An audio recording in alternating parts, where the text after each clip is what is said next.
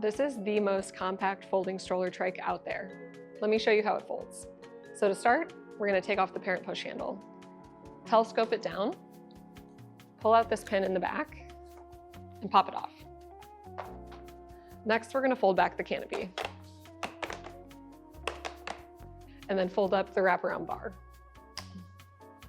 We're going to pop off the cup holder, use these two buttons in the front to squeeze, fold down the handlebar.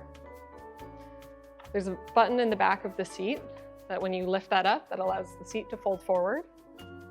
And then we're going to push and squeeze back here underneath the seat, and everything folds nice and tight together. You can also use the button on the back of the front wheel to take it off for an even more compact fold.